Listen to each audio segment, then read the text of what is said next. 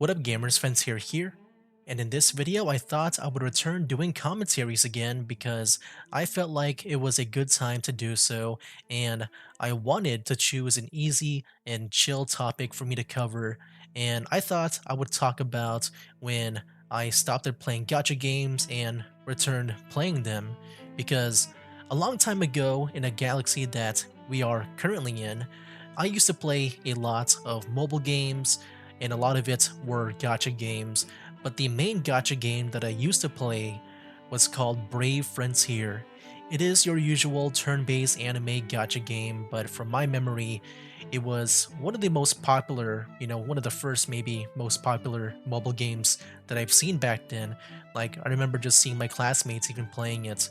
But at some point, I did rage quit because there was this one event where I think you had to go through these floors of a tower, and when you beat a boss named Xenon, you had a chance to get him, but I never got him during the duration of the event. I would go floor after floor and keep on beating up Xenon, but I never got him, and I thought he looked so cool, and I'm just so salty that I never got him. So yeah, that's when I rage quitted. Then at some point, I just stopped it playing gacha and mobile games altogether because it just started to feel like a chore rather than a game.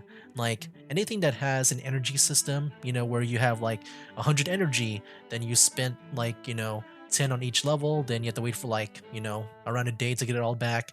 I just don't like playing those anymore, and yeah, those just felt like a chore, so I just avoid them, and yeah, I just don't really play gacha games anymore. But I did try to get back into it, and I did so with Pokemon Masters EX and other mobile games like Pokemon Go and Monster Hunter Now, but I didn't take them as seriously as I did with Brave Frontier. I remember just looking up guides to beat up this one boss named Maxwell in Brave Frontier, but yeah, stuff like that, like I would take that game very seriously. And yeah, I don't really do that anymore. But it wasn't until I started playing Genshin Impact is where I felt rejuvenated. Funny thing though, I remember just hearing about the game way before it was released, and when it did release, I saw all the hype and success, but when I heard that it is a gacha game, that's when I just immediately avoided it because I just didn't feel like playing another gacha game, and I can just see myself lose so much hours into it. And that's what pretty much happened when I did play it for the first time. I actually played it because I wanted to play their card game, Genius Invocation, but I actually had to play through the story of the game, like get far into it for me to yeah, play that game mode. So yeah, a bit weird, but that's what I had to do. I had to like reach a certain level, like adventure rank. But as for my thoughts on the game, I thought it was very refreshing and very high quality for a free-to-play gacha game. Like I said, it rejuvenated me to the point where I started to play actually some other gacha games again, and I did so by playing Nikkei Goddess of Victory at the beginning of this year, here, 2024. And now I know a lot of people play this game for their big assets and their advanced physics system, but what I like about the game is their presentation of gameplay. It looks so like it looks very epic, cinematic, stylish, and extremely anime. Like I don't know any other game that kind of looks like Nikkei here. Like it looks like a gallery shooter with a team of 2D waifus fighting these robots, and I actually like watching it. Like normally when it comes to auto battles, I just enable it and just do something else while I wait for it to be done. But the gameplay just looks so good that I would just watch it, like just watch the gunfight play out.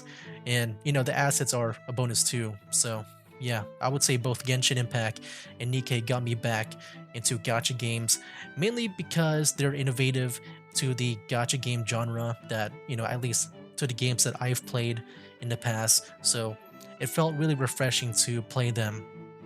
It also got me looking into more new gacha games.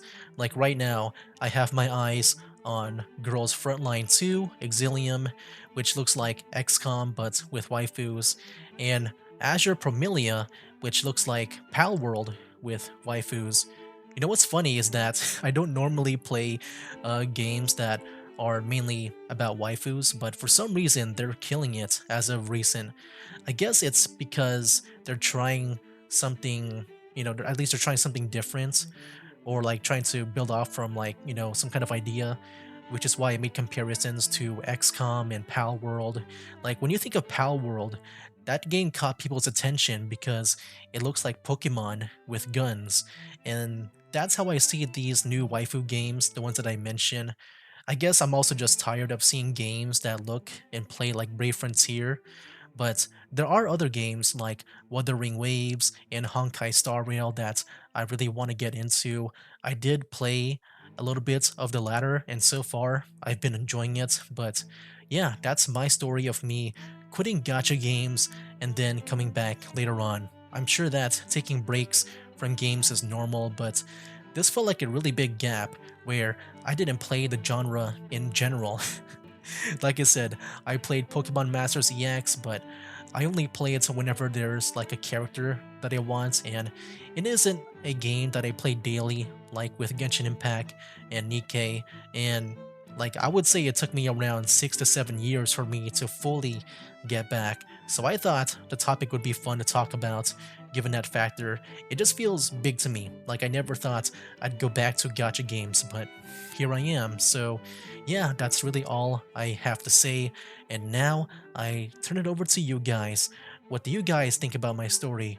Do you guys like it or dislike it, love or to hate it, or do you have a similar story? Let me know down in the comments below. And also, I have been playing Genshin Impact on this channel. If you guys want to check out those videos, I do plan to play Genius of Vacation, Honkai Star Rail, and the other games I mentioned at some point. I didn't do Nikkei because I didn't think it was, from what I've seen, it didn't look good enough for a Let's Play, and that's at least to me, and Let's Plays is what I primarily do, and I've already gone far into the story where I don't think there's even like a replay feature, but I'm not sure. Yeah, you guys can let me know. But yeah, maybe I can do Nikkei, maybe not. We'll see. Anyways, that'll be it for now, guys. That's game. Wake up, today's gonna be a good day. Wake up, today's gonna be a good day. Wake up, today's gonna be a good day. Wake up, today's gonna be a good